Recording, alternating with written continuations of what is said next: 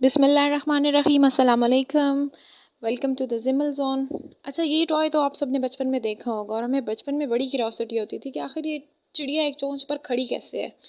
اچھا، میں آج آپ کو بتانے جا رہی ہوں کہ یہ چڑیا نہیں بلکہ پوری کی پوری دنیا بھی ایسے ہی ایک نقطے پر کھڑی ہے۔ آپ کو پتہ ہے کہ دنیا گول ہے اور ہر گول چیز کا کوئی نہ کوئی سینٹر پوائنٹ ہوتا ہے، اور ہماری دنیا کا وہ سینٹر پوائنٹ کیا ہے؟ وہ سینٹر پوائنٹ خانہ کعبہ ہے۔ جی بالکل، خانہ کعبہ۔ اکارڈنگ ٹو این ایسٹیمیٹ، مسلمانوں کی پوری دنیا میں جو کل تعداد ہے وہ 1.9 بلین ہے، یعنی کہ یہ تقریباً 24.7% بنتی ہے۔ مینس کہ یہ 1/4 بھی نہیں ہے کل پاپولیشن کا دنیا کی۔ تو مسلمانوں نے کچھ سچ خاص ترقی بھی نہیں کی، تو پھر کیا وجہ ہے کہ اپنی عبادت گاہ مسلمان جو ہے وہ ایک ایسے سینٹر پوائنٹ پر بنا کر بیٹھے ہوئے ہیں جو دنیا کی سب سے بیسٹ جگہ ہے؟ یہ وہ باتیں ہیں، یہ وہ راز ہے جو جان کر آپ کا ایمان مزید تازہ ہوگا۔ ویڈیو کو سکپ نہیں کیجیے گا، پلیز پورا دیکھیے گا۔ یہودی سائنٹسٹ جو ہے وہ آج بھی یہ بات کہنے پر مجبور ہیں کہ خانہ کعبہ جو ہے یا مسلمانوں کی عبادت گاہ جو ہے وہ دنیا کی سب سے بیسٹ جگہ پر موجود ہے، اور یہی وجہ ہے کہ انہوں نے ہزاروں بار خانہ کعبہ پر حملہ کرنے کی بھی کوشش کی۔ اب یہ جگہ بیسٹ کیسے ہے؟ سائنس کی روح سے میں آپ کو کچھ بتانے کی کوشش کرتی ہوں۔ ہر شے کی اکائی یا اسمال یونٹ، سب سے اسمال یونٹ کہہ لیں اس کو، ایٹم کہتے ہیں۔ ایٹم کے 3 حصے ہوتے ہیں، نیوٹرون، الیکٹران اور پروٹون۔ نیوٹرون اس کا سینٹر پوائنٹ ہوتا ہے، اور الیکٹران اور پروٹون اس کے ارد گرد چکر کاٹتے ہیں۔ اب یہ جو نیوٹرون ہوتا ہے، ساری کی ساری ایٹم کی انرجی اسی میں ہوتی ہے۔ یہ بیسیکلی الیکٹران اور پروٹون کے چکر کاٹنے سے ہی ہوتی ہے، لیکن نیوٹرون جو ہے وہ اس انرجی کے سارے سورس کا مالک ہوتا ہے، اور وہ اس کو یوز کرتا ہے ایٹم کو چلانے میں۔ ایٹم کیونکہ ہر چیز کی اکائی ہے، اس لیے دنیا میں موجود جتنی بھی چیزیں ہیں ان سب کا جو ہے وہ مین فارمولا یہی ہے۔ لیکن صرف دنیا میں ہی موجود کیوں، ہم آسمان کی طرف بھی چلتے ہیں، فلکیات کی طرف بھی، وہاں بھی ہم یہی کچھ دیکھیں گے کہ گیلیکسیز میں موجود سارے کے سارے سیارے ایک سورج کے گرد گھومتے ہیں، اور وہ سورج جو ہے وہ انرجی کا منبع ہے، یعنی کہ سب سے زیادہ انرجی سورج کے پاس ہی موجود ہے۔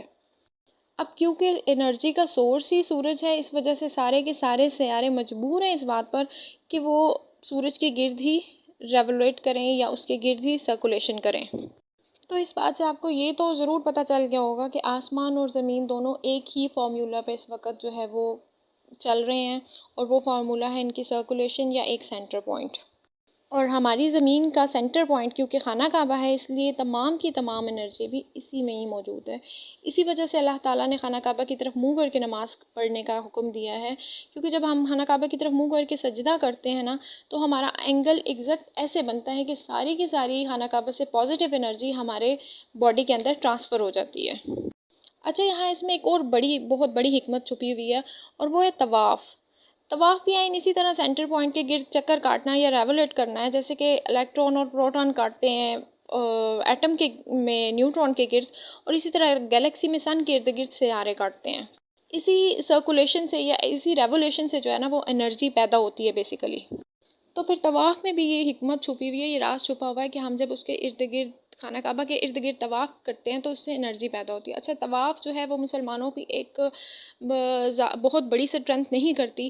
کچھ لوگ جو ہیں وہ کچھ ہزاروں کی تعداد میں لوگ جو ہیں وہ خانہ کعبہ میں ڈیلی کے بیسس پر طواف کرتے ہیں، لیکن یہاں پر ایک اور بات جو ایز اے مسلم ہم جانتے ہیں وہ یہ کہ خانہ کعبہ کے اوپر عین اوپر عرش پر بھی ایک ایسا ہی کعبہ موجود ہے جس کو بیت المعمور کہا جاتا ہے، اور اسلام کی روح سے ہم یہ بات بہت اچھے طریقے سے جانتے ہیں کہ جو بیت المعمور ہے اس پر ہر وقت ہزاروں کروڑوں کی یعنی لاتعداد فرشتے جو ہے وہ ہر وقت اس کا طواف کر رہے ہوتے ہیں۔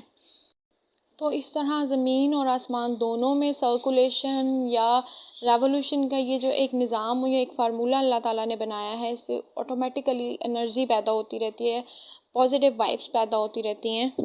تو اس انرجی کے پیدا ہونے کے ساتھ ساتھ ہمیں ایک اور جو فائدہ ہوتا ہے وہ یہ بھی ہوتا ہے کہ ہم کعبے کی طرف جب نماز کر کے منہ کر کے جب ہم نماز پڑھتے ہیں تو ہماری ڈائریکشن جو ہے وہ، کیونکہ کعبہ کے اوپر جو کعبہ ہے وہیں اللہ تعالیٰ کا عرش ہے، تو ہماری ڈائریکشن جو ہے وہ بیسیکلی اللہ تعالیٰ کے عرش کی طرف ہوتی ہے۔ تو اسی وجہ سے اللہ تعالیٰ نے یہ حکم دیا ہے کہ نماز کرو، پڑھو یا دعا کرو تو کعبے کی طرف منہ کر کے کرو، یعنی اس سے ہماری ڈائریکشن جو ہے وہ عین عرش کے اوپر جو کعبہ ہے یعنی اللہ کا جو عرش ہے اس کی طرف ہوگی۔ تو اتنی ساری حکمتوں کے بعد، اتنی ساری سائنٹیفکلی پروفز اور اللہ تعالیٰ کی اتنی ساری حکمتوں کے بعد ہم ناچیز انسان یہ بات کہاں سوچ سکتے ہیں کہ کعبہ کو کس جگہ پر ہونا چاہیے؟ یہ فیصلہ کرنے والی جو طاقت ہے وہ یقیناً بہت زیادہ علم رکھتی ہے، بہت زیادہ طاقت رکھتی ہے، اور فیصلہ بلا شبہ اس کا اللہ تعالیٰ کی ذات نے کیا ہے۔ آپ سب لوگ جانتے ہیں کہ خانہ کعبہ جو ہے وہ سب سے پہلے حضرت آدم علیہ السلام نے تعمیر کیا تھا، اور اس کے بعد حضرت نوح علیہ السلام کے دور میں جب طوفان آیا تو وہ خانہ کعبہ جو ہے وہ ساتھ ہی مٹی کے نیچے دب گیا۔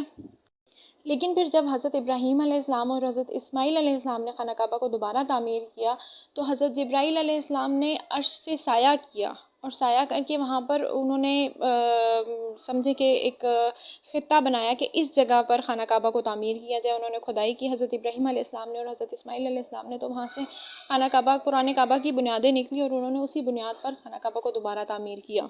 تو بیسیکلی اس کا فیصلہ خود اللہ تعالیٰ کی ذات نے کیا۔ ویڈیو پسند آئے تو لائک اور شیئر ضرور کیجیے گا، سبسکرائب کیجیے گا۔ ملتے ہیں ایک نئی ویڈیو کے ساتھ۔ اللہ تعالیٰ آپ کا اور میرا حامی و ناصر ہو۔ السلام علیکم۔